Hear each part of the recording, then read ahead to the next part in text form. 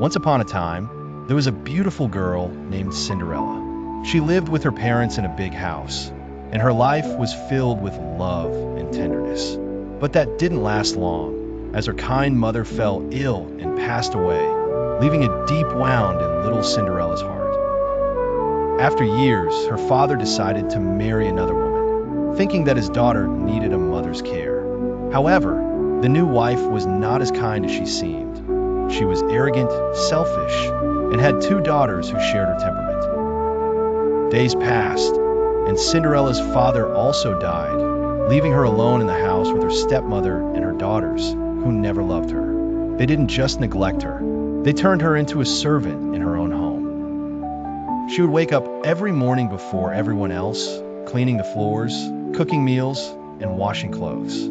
She never complained, but endured everything with patience and a kind heart.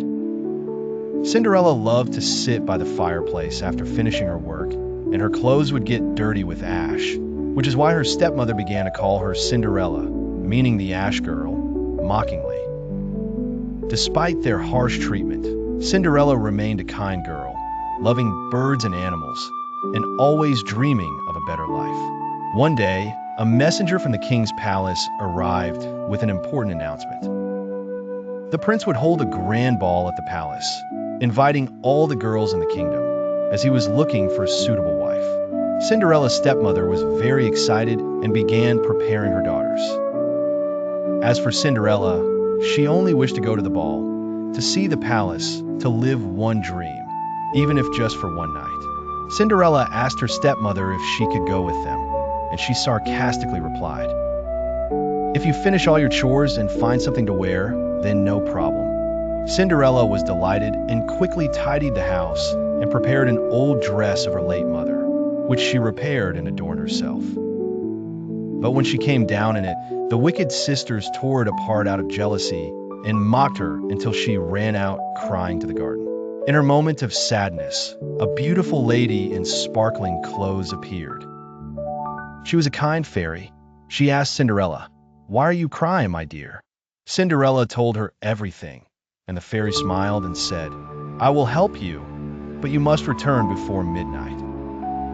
The fairy waved her wand, and a pumpkin turned into a luxurious carriage. The mice became strong horses, and her dog became a coachman, while her dress transformed into a magical blue gown that sparkled like stars.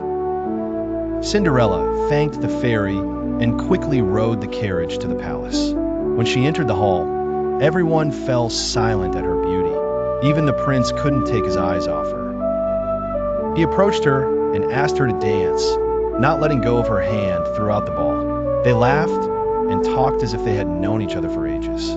But time flew by, and before the clock struck 12, Cinderella remembered her promise. She hurriedly fled the hall, leaving the prince bewildered. In her haste, she lost one of her glass slippers. The prince tried to follow her, but all he could see was the carriage disappearing into the darkness.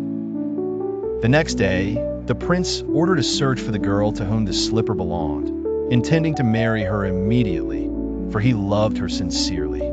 Soldiers went to every house, and every girl tried on the slipper.